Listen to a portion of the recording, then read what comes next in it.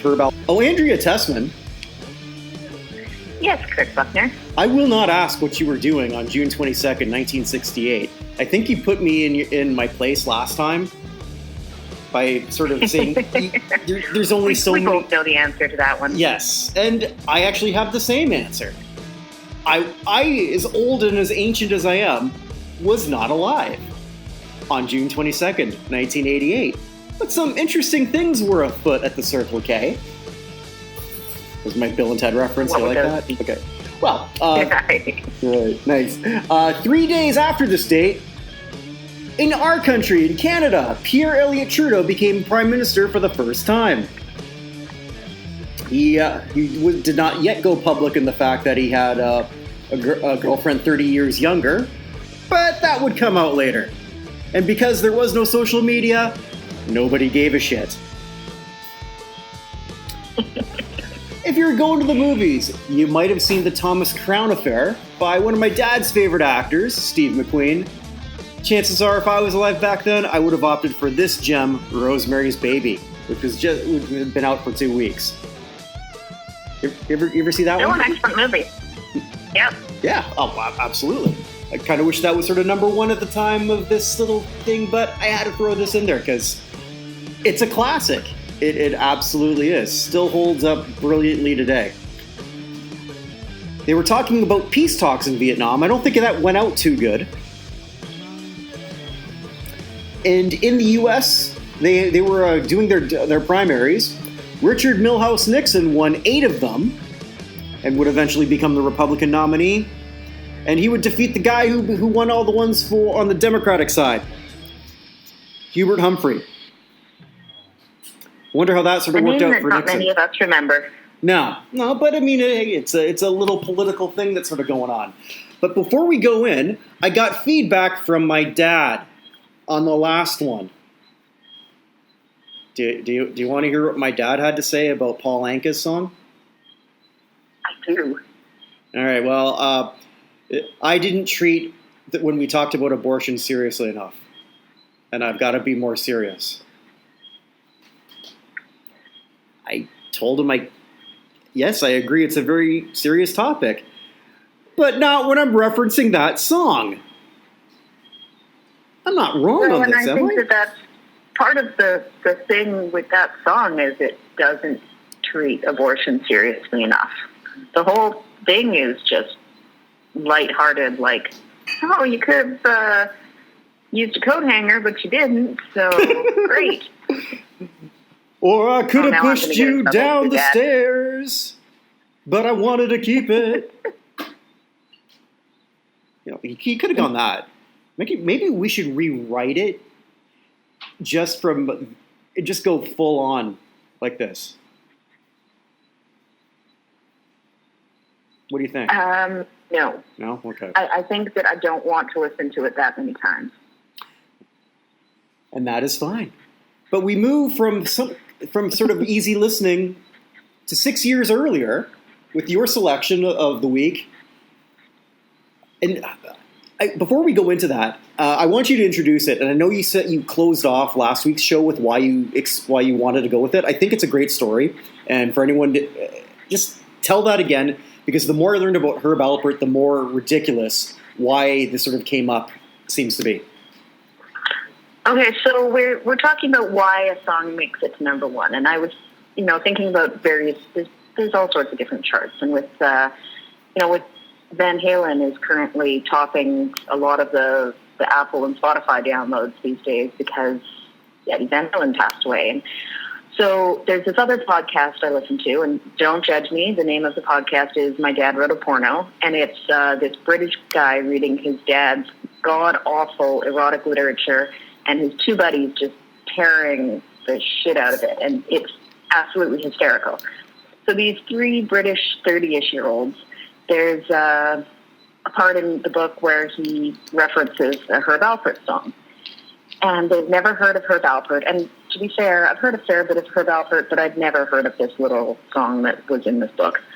And so they said, thinking he's just some American folk musician. And they're like, oh, you know what? Let's give him a boost. And I think all of you listeners, they've got 8 million subscribers to this podcast. And they managed to get the listeners to all download and buy this song and actually get a song from the 60s into the 2017 top download charts, number 20 or something downloads. Is that specific to and Britain? then a lot of references came in reminding or teaching them about just who Herb Alpert is, and that he is one of the founders of the very successful A&M Records and is literally a cajillionaire. When they do the digital downloads, and I don't know this, is that specific to Britain or would that be worldwide when they do that? Worldwide. Worldwide, okay. Which is just fascinating. Yeah, I don't know if it was on the Apple iTunes downloads or what it was, but they managed to get a 50-year-old song on the chart. And why not? That stuff is just so awesome. Stories like that help the rich get richer, and Herb's still alive, so I'm sure you can enjoy a bit of that, as is Jerry Moss, the M in A&M Records. Mm-hmm. So Herb Alpert, for me... Exactly. Yeah, so for me, so you mentioned that you weren't that familiar with Herb Alpert before this? No, I'm very familiar with Herb Alpert. My dad played Herb Alpert a lot when I was a kid. Okay. Yeah, for me, it was, I guess, the opposite. I knew of his the other number one hit, Rise, from 1979, which might be one of the greatest easy listening funk songs, if that makes any sense. Yeah, very different sound to this. He's also the first and only person to ever make it to number one with both a vocal and an instrumental song. Mm-hmm. Yeah, and that's, I think, a big reason why you chose that, too, just because it's just tied up with everything. It's a very unique selection, and 2 songs fairly different from each other. Herb Alpert didn't sing a whole lot, and I think the weird thing when we were looking at this particular song, This Guy's in Love with You, we should actually mention the title, even though it'll be written everywhere. Herb's not the best singer, and that's probably what made this work. Well, the song suits his voice. It's very easy. It fits very comfortably within his range. It's not difficult at all. And he's got that schmaltzy, scooping into notes and stuff that's very... it's definitely got that Baccarat sound to it. Mm-hmm. So, I like you, I'm sure you were listening to a lot of Herb, because that's kind of what we do. We don't just listen to one song. We try to prep. And I messaged you today, and I said, I just want to dress like Austin Powers. Yes, and I said to you, I've been sitting at my desk listening to Herb Alpert, and then also the streaming service goes into other similar songs, and I feel like I should have an open bar at my desk, be sipping on a whiskey, and be low-key sexually harassed by my coworkers as they slap my ass and call me sugar. So you also watched Mad Men, then? Exactly what I'm picturing. So, if you had red hair, the whole Christina Hendricks thing might pull off. Oh, I wish. Wow. Not quite tall enough, and I definitely don't have that fiery red hair. I got the boobs, though. I was going to let you say that, because if I say that, that's kind of sexual harassment.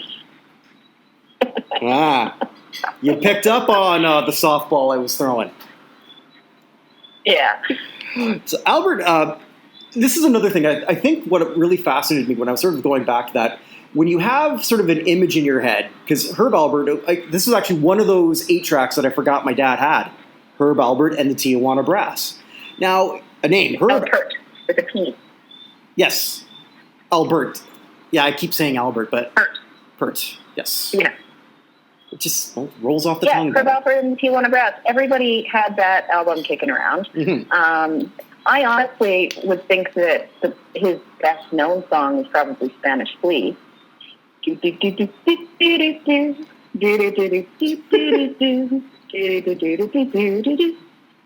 on like that. Also, used for the match game. Oh, yeah, this is the no, Dating Game, sorry. I knew it was a dating game. I knew it was one of the, it was a game show. I just couldn't remember. But, yeah, he's got a ton of really recognizable songs. It was also used in a Thai porn I saw once. That's actually true. I have no comment on that. I didn't really know where you were going to go. That wasn't a softball. That was just something like, no, Buchner, move on. But I just thought I'd throw that. I just thought I'd throw that out there and just see if people Google that, see if they can find it. Because not that I can really see that again. I don't do that sort of thing anymore. But yes, I do remember that from this. So in '68, Albert was already massively successful. You touched on how he is the A in the A&M Records, a label formed in '62, which coincided with really his first, crack at the charts. Mm-hmm. Yeah, what was that? Spanish Bull, I believe. And his inspiration, which I guess would now be considered appropriation, is mariachi music south of the border. Herb is from Los Angeles. And this is where you get a vision in your head as a kid, and then you just never take it out. I don't know what with his name, why I thought he was Hispanic. I always thought he was Hispanic or Italian, and I'm pretty sure he speaks both Spanish and Italian as well. Okay. But I think it really was more to do with the impression that he gave off and, the name of his band than anything. No, he's the son of Jewish immigrants. And well then. Yeah, it's something that I don't know why I thought Herb Alpert sounded Hispanic, but you trick yourself. You just do because of the music. He's got that sort of he's got that dark, handsome, good looks. Bit of a Paul Anka vibe. This is actually a really good segue. I think you've done brilliantly. Also, a lot of his songs have either Hispanic names or, a lot of it has a very Hispanic feel. But he really, as you said, he kind of, I think, was going for that mariachi thing, maybe. But yeah, he certainly encouraged that impression. Actually, I just looked up that one song. It's The Lonely Bull. That was his first hit. The Lonely Bull, yes. The Lonely Bull. Also, when I was looking at all this stuff from the 60s, you can see this origin of, we talked about how the Monkees were the origin of MTV, but there were so many of these, promo videos. And I'm sure you saw the promo video that I saw, This Guy's in Love With You, where it's just him and his girl. I don't know if that was his actual girl. I couldn't figure out who it was. But, just walking in the woods, walking in the beach with that heavy fringe and the dark eye makeup, so late 60s. Yeah. I think I missed my calling. I should have been around in the late 60s because those dance movements, I can do those. Just sort of standing there with your arms going up in the air. I mean, as long as I don't have to move my hips too much, because, hips don't lie. And I got the hips of a white boy. So, but I could do all that, doing the mashed potato and all that other crap. If it's named after a food, I think I can do it. I read a write-up about the song, and it was actually including the fact that that was his first wife in that video. And, was it? Okay. Yeah, she's sporting a truly impressive amount of mascara. It is. I mean, I think those bangs started from the top of her head. Just the crown. It's very impressive. Yeah. That was the style. It was. So this wasn't technically his first number one hit, because he was very successful in the adult contemporary charts, something we talked about last week with Paul Anka. So he went number one in 1965 on that chart with The Taste of Honey, number two with Zorba the Greek, number two, What Now, My Love. It's all 65, 66. The Work Song, Mame, 1966, and number one with Casino Royale. And A Banda Da. That one I didn't bother listening to because that just seemed a little silly to me. So this was his first number one on the regular chart, but fifth number one on adult contemporary. It's massively successful. understandable. I mean, you think about the song, you think about this is number one in 1968. You were talking about what was going on in 68. Vietnam. There was campus riots. There was the Martin Luther King Jr.'s assassination. There was, it's just like student protests in France, troubles in Ireland. Like, it's a tumultuous time, and there's a lot of the top 10 songs from summer of 1968. You've got in there The Doors, you've got The Rascals, you've got Steppenwolf, The Rolling Stones, and then number one, you've got this guy's in love with. Like, it just doesn't make sense. But the actual top 10 of that week though does, because like all those things were in that era. But you know what was? Yeah, and I think it's just a little bit of escapism. Yeah, but I found the exact top 10 in the U.S. that week. So listen to the top 5. So it's Herb, of course. Richard Harris with the horrible MacArthur Park. Actually, before I go to number 3, can I sing Richard Harris? Can I do that bit? Sure. Okay. And I tried so hard to bake it, and I'll never have that recipe again. Oh no! Oh, my dog just took off. Jeez. Yeah, that was truly horrific. Thank you for that. Number 3, Mrs. Robinson, which was number 1. This Herb knocked this off the top. Number 5, I just want to skip one. Sergio Mendes, who also was on the Herb's label in Brazil '66, with a very similar sort of shagadelic tune, "The Look of Love." But then sandwiched in between there, the Ohio Express with "Yummy, Yummy, Yummy." Yummy, yummy, yummy, I got love in my tongue.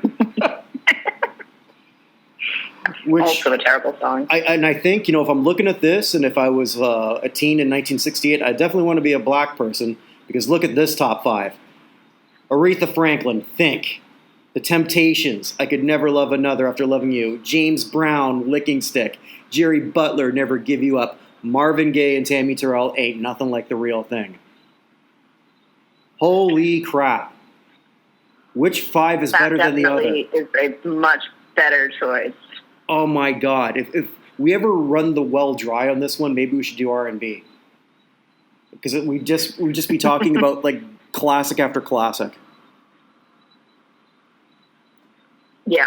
If there was ever a chasm. I think we'd run out of comments about how excellent songs are, though. That's very true. That's very true. This song I like. I actually, you said that I might remember this. I really don't. I mean, I'm sure I've heard it in some movies before and something, but I really like it.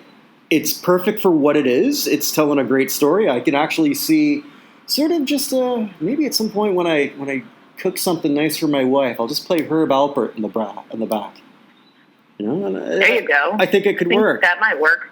Absolutely. Yeah, I think that the song it's very well written. It's a simple little opening riff that builds and builds into a symphonic crest almost, and then he ends with, "If you don't requite, I might die."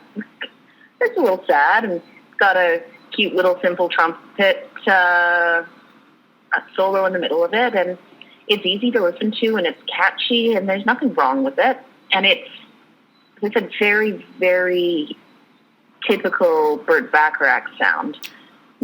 Which is the one man who wrote it. He wrote. Yes.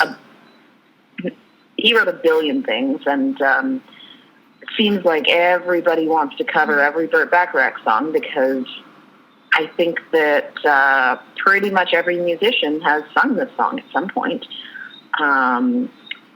Dusty Springfield had a version of it that went to number 6, I think, in 1969.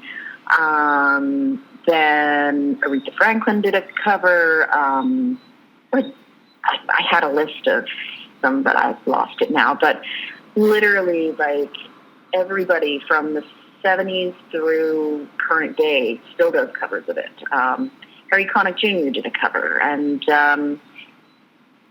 it's been done. It switches. Faith No More has performed it many times at their live shows. It switches easily genders, so it's not strongly gendered one way or another, so you can switch from guy to gal, no problem.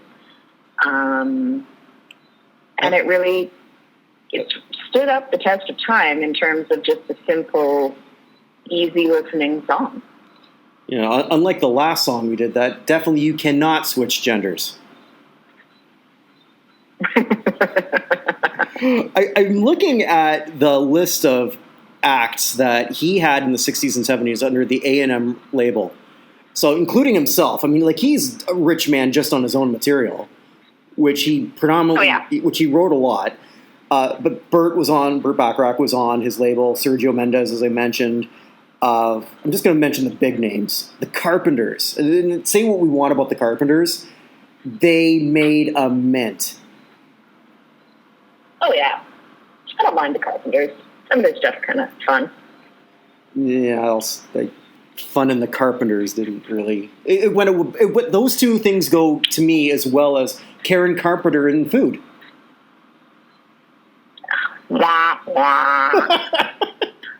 But, I mean, well, okay, if you're not a fan of the Carpenters, the Captain and Tennille were on his label. How about that one? Well, all right, I'm going to segue out of this here. Okay, better, let's go with Supertramp, Cat Stevens. Sure. More recently, Blues Traveler, Soundgarden, Sheryl Crow. Yep. Goes on and on and on. Oh, yeah, well, we got Joe Cocker, and like another... Quincy Jones, Janet Jackson. Cheech and Chong. Really? Yeah, Cheech and Chong. Carole King. Oh, I didn't know that. Yeah, Jan Arden, The Police. Oh, Jan Arden? Okay. Oh, Bryan Adams. Mm-hmm. Oh, can't forget Falco, because he needs that royalty money on Rock Me Amadeus. The Human League. Joe Jackson.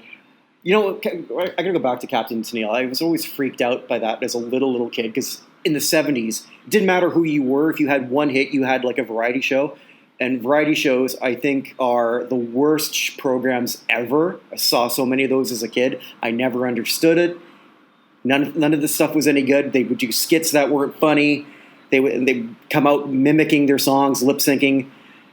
So I have a vague remembrance of Captain and Tennille and their goofy show. And my first memory as a little kid thinking, why the hell is this hot chick with this goof? Toni Tennille is kind of hot in her own little way, in her sort of Dorothy Hamill haircut and the buck teeth, but she made it work. I mean, like, Pat Benatar kind of looks like her in a way.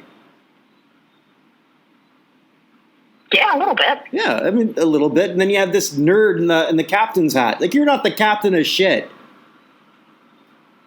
Goofball. Sorry, that was just a... All right, so back to Herb Alpert. Yeah. I'm the master of bad segues, although I didn't segue back. I want to go back... It just kind of went off. Yeah, well, I tend to do that. Lord, I was born a rambling man. And the Allmans were not on that label. Huh? Oh, no? Okay. 79, that hit Rise. And I think that's also the biggest reason I wanted to talk about that when I thought about picking this song, but this works too, is just how that song was sampled into one of the biggest hits in rap music in the 1990s, the posthumous release of the Notorious B.I.G. Hypnotize. Mm-hmm. And how perfect that was. And how I can just imagine Herb just sitting back, not thinking, okay, well, I'm counting some extra money, but Herb got it. I think he probably thought that was one of the most brilliant uses of anything he ever did. I don't know that for sure, but he just seems like it. Am I wrong to get that vibe? No, I think that, I mean, you look at the broad range of artists that he signed to A&M, and he obviously understands good music. And, I'm sure he was quite happy with that, the sampling of that. Like, I mean, also he would have gotten a shit ton of money for it. But I think that it was a very, very clever use of the song. Absolutely. I remember sort of like back, because that was like way back when that rare 4-year period I would actually go out clubbing and shit like that. And I'd say like, oh my God, that's Herb Alpert. And my friends would look at me like, who? Like, this sample. Those were the days, my friend. Yeah. No, I knew they would end. My favorite part too is how they were bought out by Polygram. 1989. I couldn't find how much it was, but they still managed the label till 93. 5 years later, they successfully sued for a breach of integrity clause, whatever that was, and made another $200 million. That's absolutely nuts. How did I not know that this guy was swimming in the dough? And I guess that's sort of why we do this show. Just learning about people who have been very successful. This is actually now, think about what we just covered. Van Halen, Paul Anka, Herb Alpert, sorry. I keep doing that. And this is the most successful of the lot. It's interesting with Herb Alpert because he was, like, through the 60s and 70s, I don't think there was a time where he didn't have a song or an album in the top 10. Mm-hmm. He was very, very prolific and very popular. And, I mean, it was a time where instrumental music was more popular in general. And I think that, so we kind of think of him as being this poppy trumpet player and forget the business side of it. And that, yeah, he made very smart decisions and, became very wealthy, partially due to the proceeds from his songs, but primarily due to his business. Mm-hmm. And he was also sort of the head writer in most of that, so he has those royalties. I'm sure he's got publication. And with A&M, they produced 3 movies, or co-produced, in the 80s. Oh, what did they produce? Okay, so I'll go off in order of least famous to most famous, all mid-80s. Better Off Dead, One Crazy Summer, and a little film you might have heard of called The Breakfast Club. Yeah, I thought it was The Breakfast Club. Nice. I mean, weird that they only did 3, considering the success of The Breakfast Club. Or maybe I'm just confused, and I think The Breakfast Club is successful because it is ageless and will forever be a classic. No, unless you ask Molly Ringwald.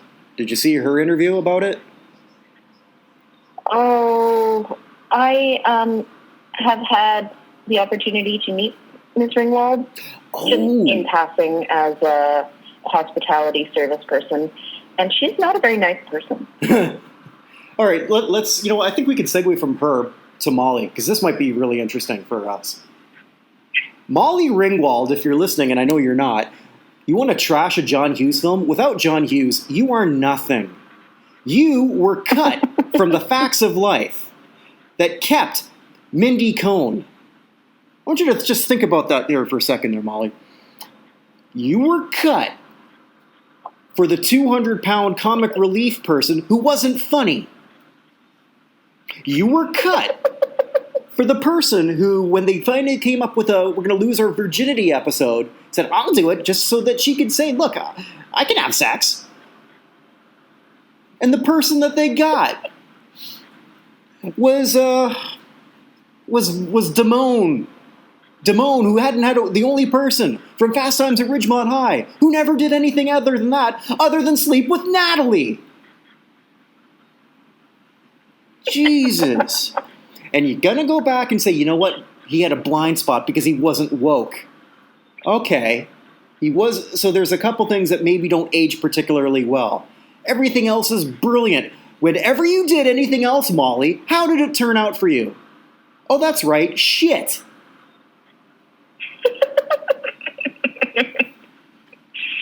Yeah. I mean, what has she done in the past 20 years except do like Comic-Con type events and which is fine. I mean, nothing? there's a lot of people doing that. It's just, but if you're gonna shit, don't trash John Hughes. No, absolutely not. Yeah, you're in no position to be critiquing one of the masters. He was the only director that ever got anything good out of her, because she was in a lot of other movies and none of them did well around that time period, and it's because they didn't know what to do with an untalented hack. So would you have met her at, what was that, the PJ party? Yeah.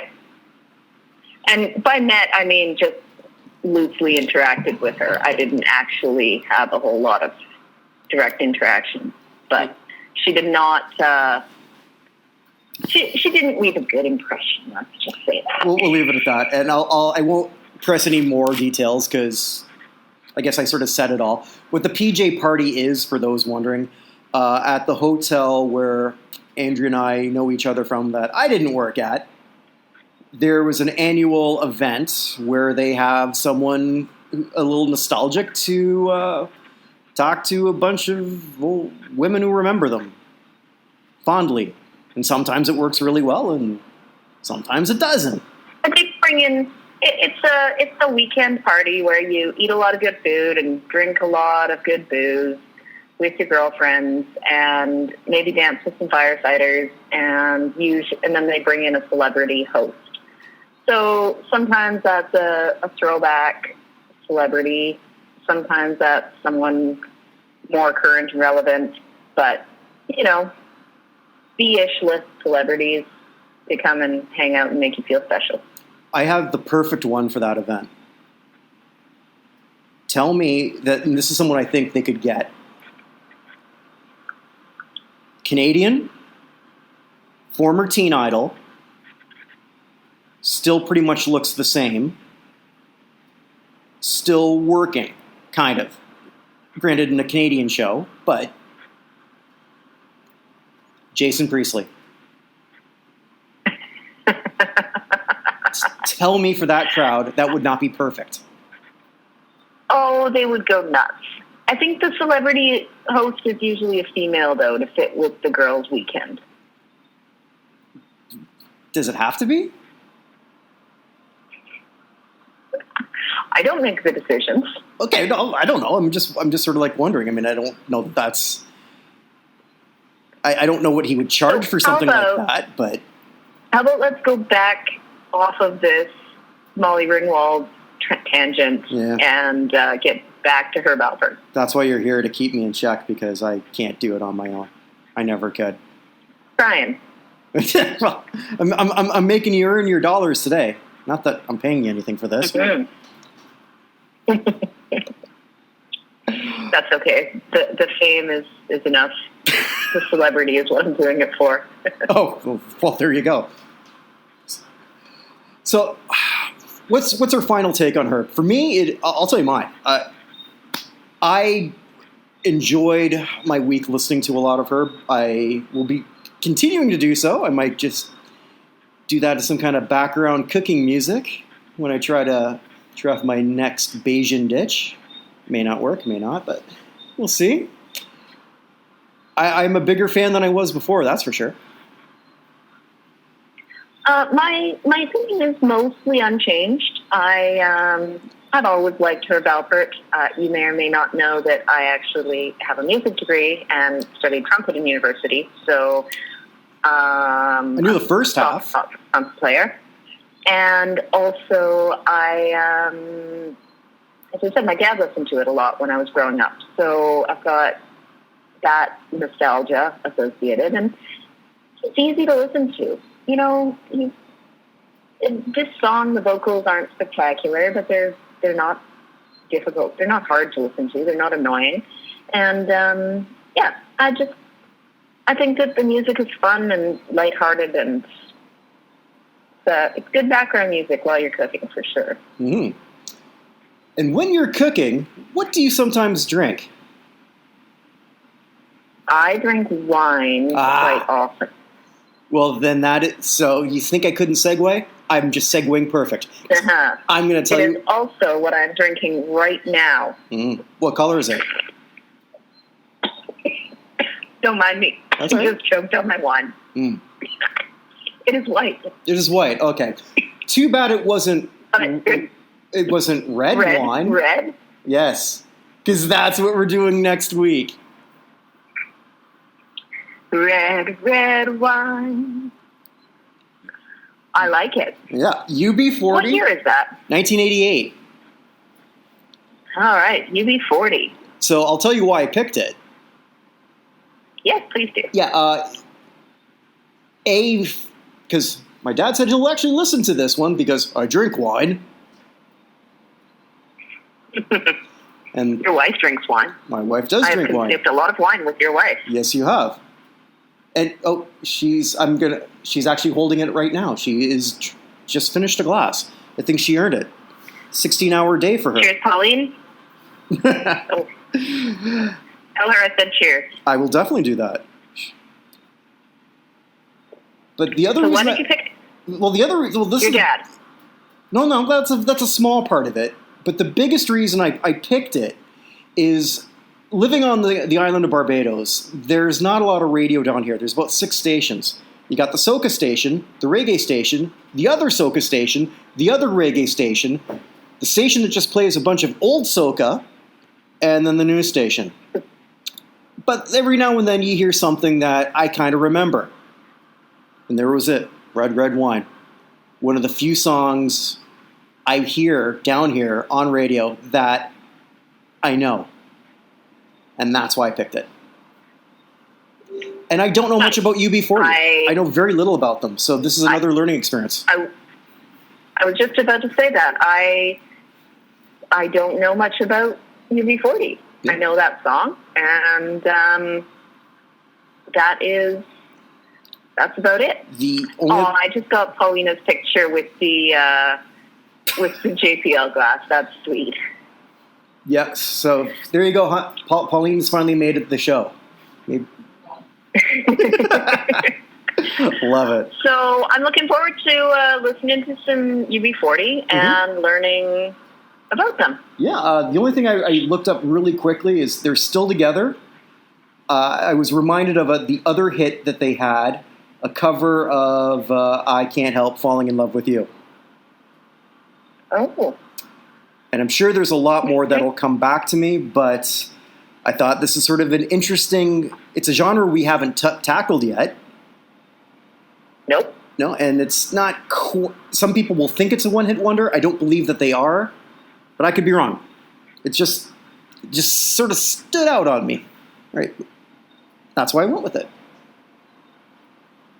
So forward to 1988. Absolutely. UB40 used red wine. Red wine. All right. Thank you so much, Andrea. Stay safe. Thank you so much for listening. Look for a lot more content from us regularly at notinhalloffame.com. Stay safe, everyone. Safe, everyone.